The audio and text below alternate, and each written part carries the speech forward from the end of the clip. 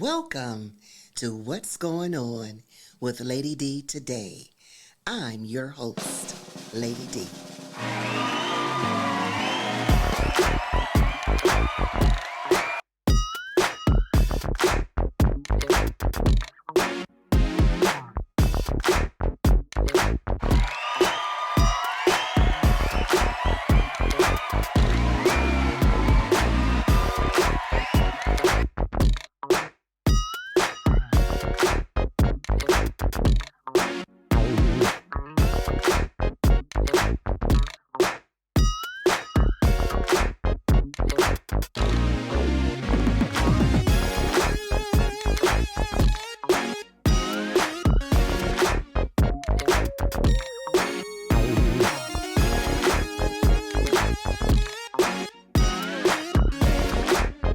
To them. Right, if my schedule permits. So it's Okay. first come, first serve. And it's a free service. It's a free service. Now that's amazing.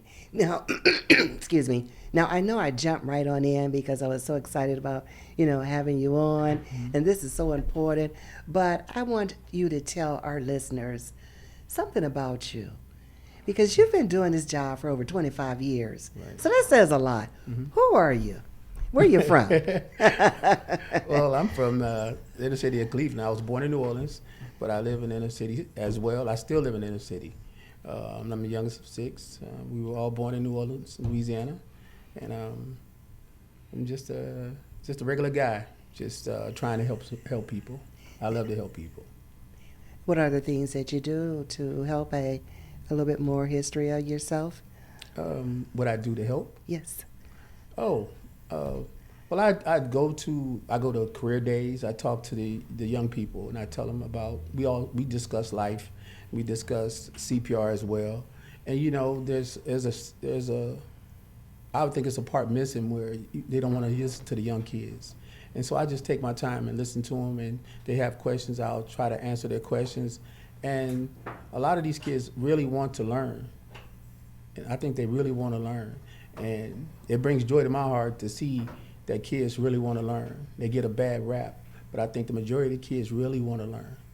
And I feel the same way because what it is that we are passing that parenting part on to someone else, Right. which is not always necessarily a good thing because they're your children and Right. you need to bond with them. Yes, And you exactly. need to take that time, make that time, and give them the exposure, Right. especially exposure to something like this that's so important Yes. when it comes down to saving a Life. Yes. Lady. because it may be your life that Yes, your may child save. may save. Yeah. And we hear a lot of that sometimes, the child just by knowing who to call Who to call? and yes. what to say. Mhm. So if something like this happened, and I'm in a frantic because it's unexpected, so you're never prepared. Exactly. Which kind of information should they be giving the operator on the phone? Where they are, number one, because you have to know where you are. Okay. Because if we can't find you, we can't help you. So number one is knowing where you are. You can give examples of landmarks. You can say, I'm in front of City Hall. You don't need to know City Hall's address. You just need to know landmarks. I'm in front of McDonald's on 105 in St. Clair. You don't need to know the address. You just need to know a landmark. So number one, the most important thing is knowing where you are. Right. And when you call 911, once you tell the operator, the director, or the operator what's wrong or what you need, there's someone on the way. They may ask you a lot of questions after that. But once you tell the person what you need, if it's medical, fire, or police, there's someone on the way. The questions afterwards is just to help the dispatcher help you. So once you tell the person, the dispatcher, what's your main complaint, or Right. chief complaint, Right. there's someone on the way. Excellent, excellent. And I'm going to ask, because everybody wants to know, what is normally the time span one should have to wait for EMS once they call? Well, our goal is to be there under 6 or 7 minutes. That's our goal. Okay, The goal is to be there under 6 or 7 minutes. alrighty. Now, here, I see you brought us some friends. Yes, yes. Let's talk about our friends that we have here. Yes. Have you named them? No names. No, So 'cause I have because- multiple. I have multiple, so I can't remember their names. So nobody has a name. Okay, so let's start with Miss Joey here. Okay. Joseph. Okay, Joseph. Yeah, okay. you can call him Joseph. That's fine. Okay, let's talk about Joseph now. This is a adult size, or Yeah, this would be a normal size. We're using this as this demonstration as a normal size person. Yes. Okay, how does this work? Well, what I do, my demonstration. Yeah. Okay. Okay, because this is very important. So when I teach my classes, I always say, it doesn't matter if it's a man or a woman or a baby or a child. You want to be in the middle of the chest between the nipple line. Okay. That's the easiest way to let somebody remember. In the middle of the chest, between the nipple line, right Okay. in the middle of the chest. You want to have the heel of your hand. That's the only part that should be touching the person. The heel of your hand. And you clasp down. And if it's a bigger person, you go down as hard as you can, hard Okay. and fast, as an Okay. adult. But as a child, if there's a child involved, Okay, let's bring baby over. yes. I always tell classes to remember 2 hands, 2 fingers. So adult, 2 hands, maybe 2 fingers. This is the way I like to do it. I like to put 2 fingers in the middle of the chest between the nipple line, and you press down, 2. And it's 30 times each. It doesn't matter if it's a baby, a child, or infant. It's gonna be 30 times each. And that's how I teach CPR. 2 fingers, 2 hands. Now, while you pressing in the middle of the chest, where does the tilting the head back and blowing in the mouth Well, and for the baby, opening up the for- air for- passages? For the baby, you keep the head in a neutral position, Okay. and you place your mouth over the baby's mouth and nose to force the air one way, and it's down into the lungs. So, So that's how you do it. You cover that baby's mouth with your nose, the baby's mouth and nose with your mouth, and you blow down 2 times.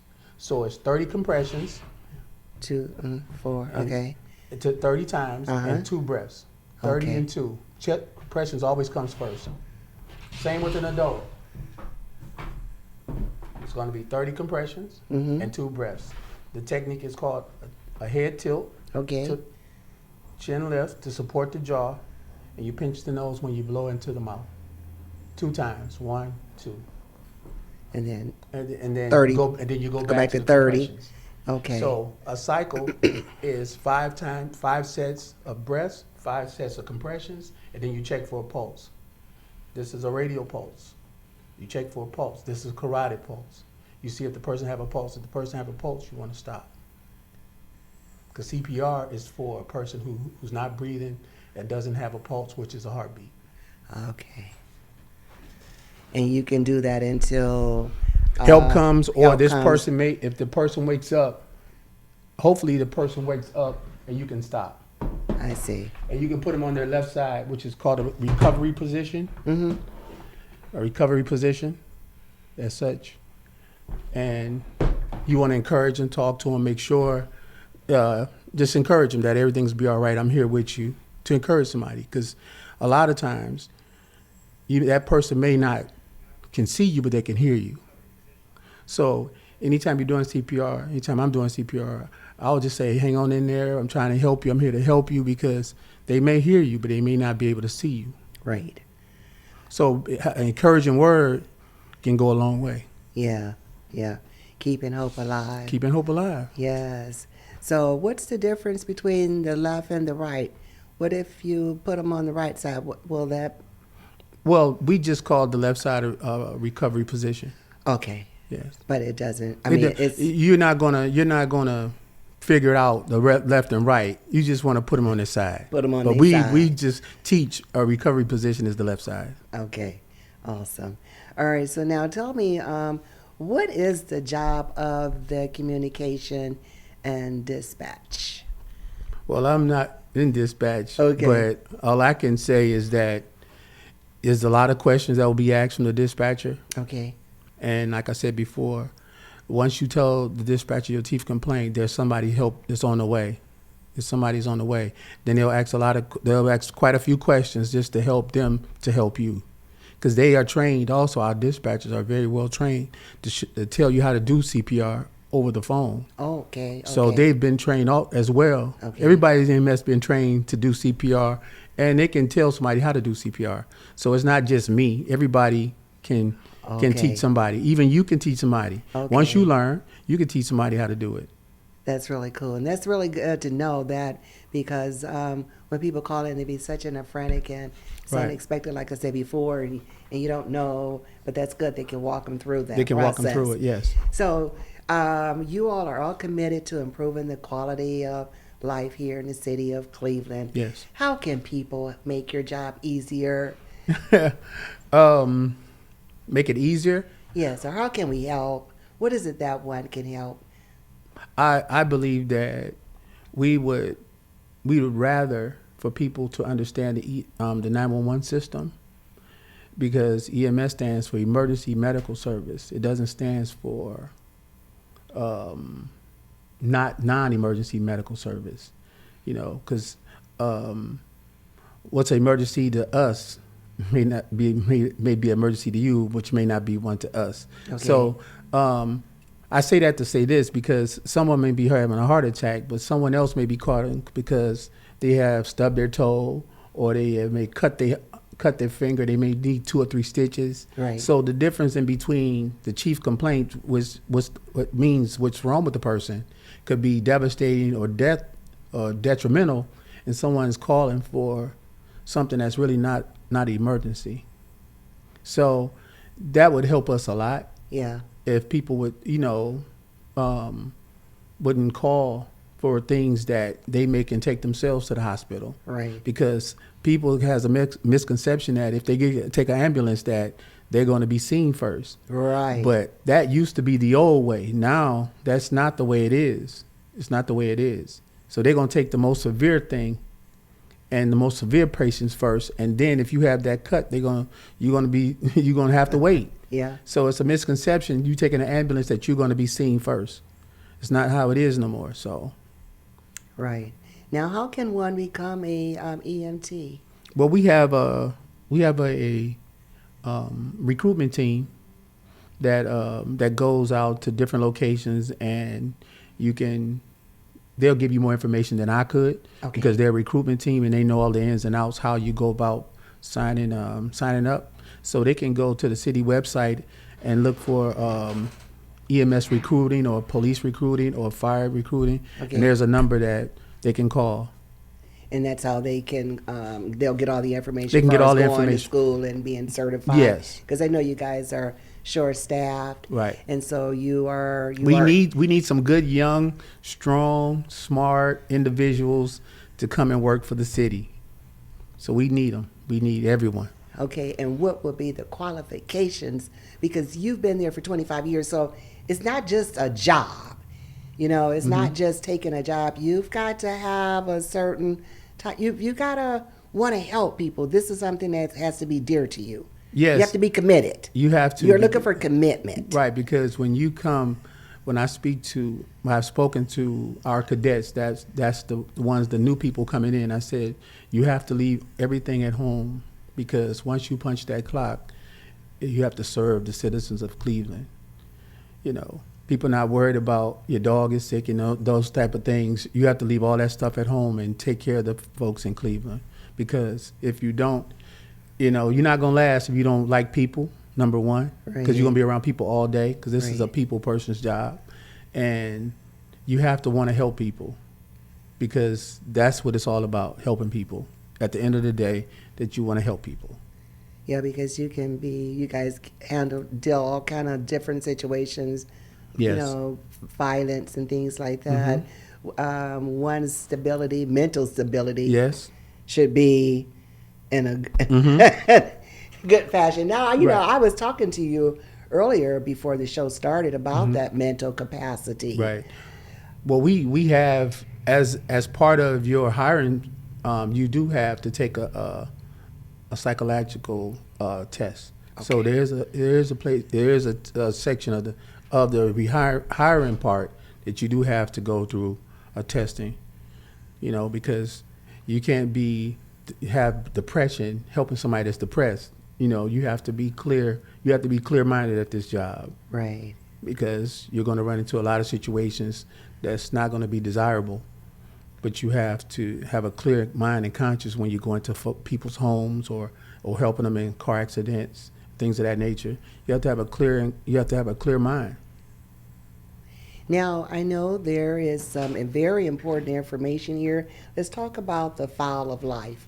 Yes. Tell our listeners, what is the file of life? The file of life was put out by the Department of Aging, and it's two forms of paper, Okay. and it has the patient will fill this out with their name, address, birth date, gender, social security number, or if you don't have insurance, if you do have insurance, it's a place for that. Also, if you're allergic to anything, your doctor's name, anybody you wants to contact when you're sick, family member or spouse. If you have any pets, because elderly people and some people have pets and you're in the hospital for a long stay, Right. they'll send help over to take care of your pets. So there's a place where you fill out and see if you have any type of pets, dogs or cats. The second sheet is if you're allergic to anything, your blood type, if you know it, which would be healthy. That'll be a helpful situation. If you're allergic to anything, peanuts or seafood, any surgeries that you've had, if you wear dentures, hearing aids, if you have a pacemaker, any medications that you take, what kind you take, when you take it, how you take it, and which hospital you want to go to. So you have all this information on these 2 sheets of paper. Okay. It goes You into can this. hold that up and they can kind of like see that. Oh. Okay, yes. It goes into this purple little folder. Mm-hmm.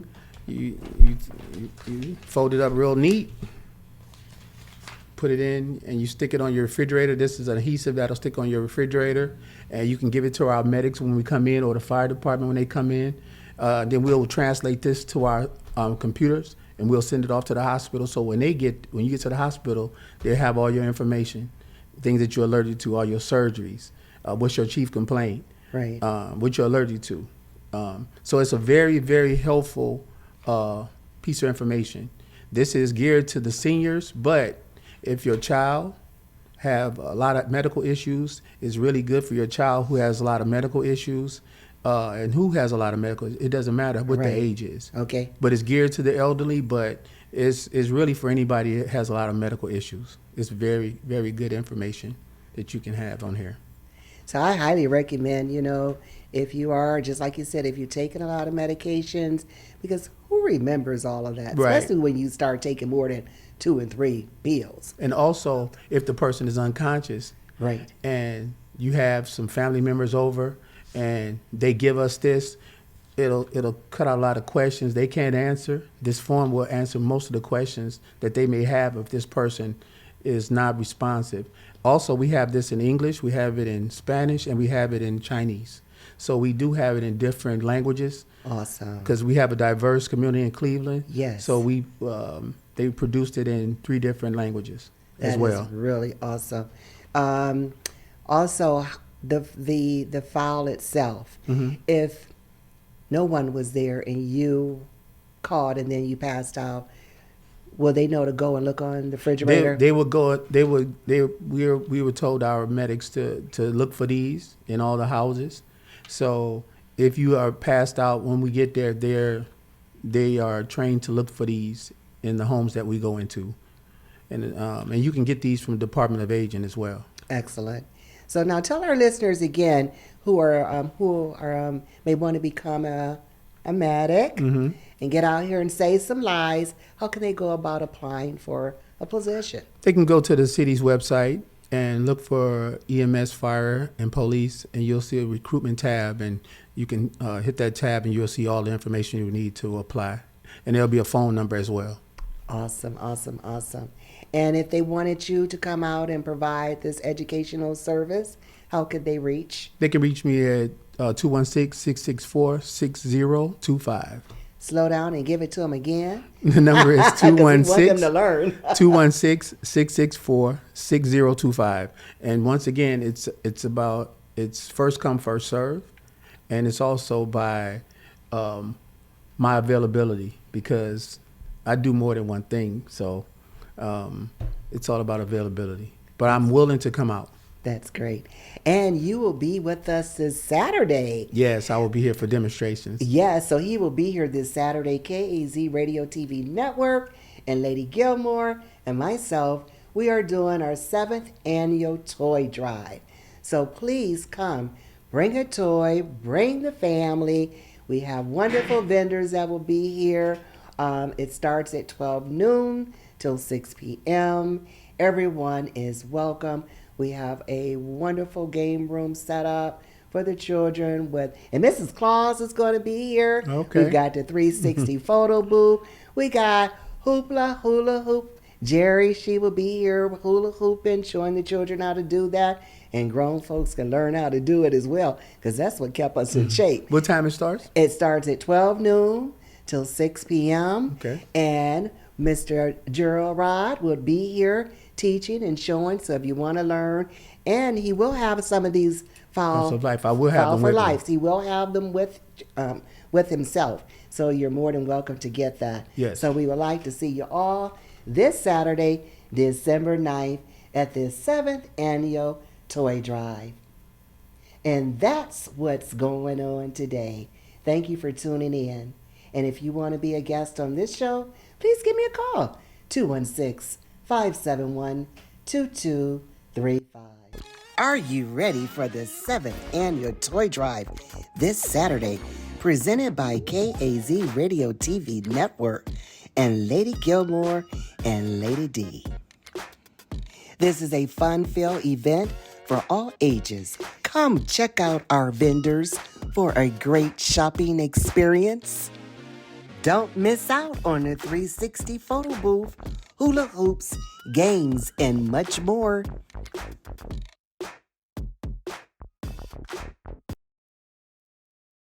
Welcome to What's Going On with Lady D today. I'm your host, Lady D.